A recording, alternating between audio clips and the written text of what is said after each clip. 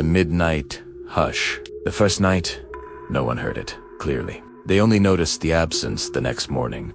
Old Bram's house standing open, his fire gone cold, his boots still by the door.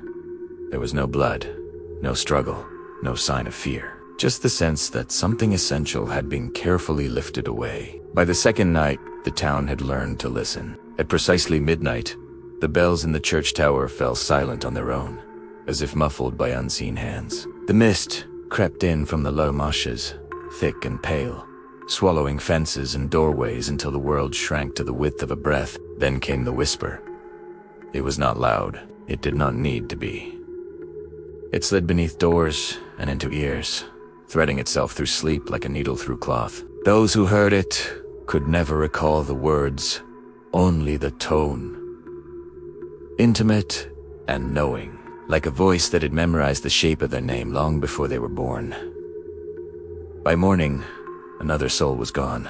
The bodies remained. That was the cruelty of it. Villagers were found upright in their beds, eyes open, faces calm, empty, as if whatever made them human had simply stepped out for air and forgotten to return.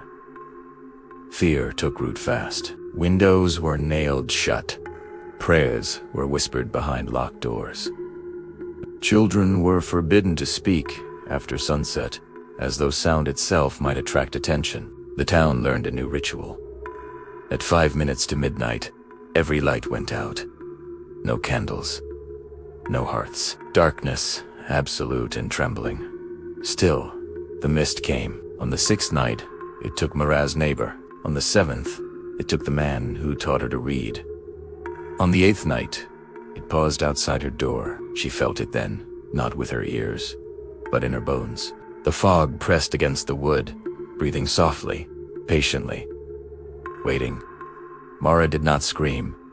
She lit a lantern. The flame shuddered, casting weak gold against the encroaching white.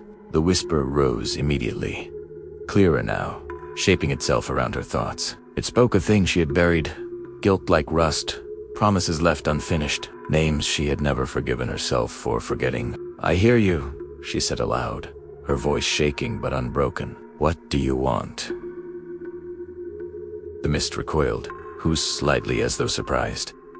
No one had asked before. The whisper deepened, threading through the lantern light. Not a demand, not a threat, but a longing. It was the sound of something trapped between moments, unable to move forward or back. A soul without dawn.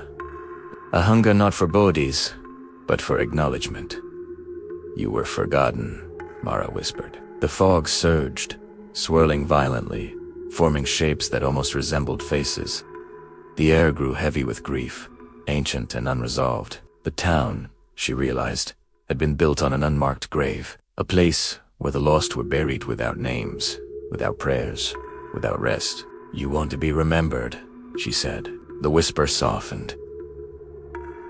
Mara stepped into the mist. The cold cut deep, gnawing at her skin.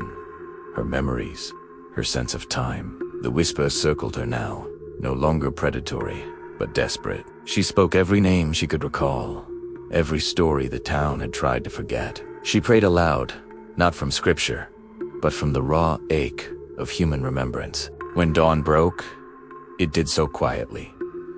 The mist thinned, the bells rang again. No one died that morning. A stone now stands at the edge of the marsh, carved with names long overdue. And each night at midnight, the town still falls silent. But now, beneath the hush, there is no whisper, only breath. Waiting. Remembered.